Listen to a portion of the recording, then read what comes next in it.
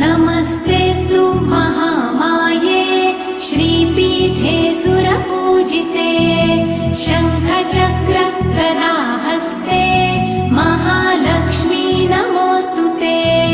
नमस्ते गरुडारूढे कोलासुरभयङ्करी सर्वपाप हरे देवी महालक्ष्मी नमोऽस्तुते। महादेव्यै च विद्महे विष्णुपत्न्यै च धीमहि तन्नो लक्ष्मी प्रचोदयात्।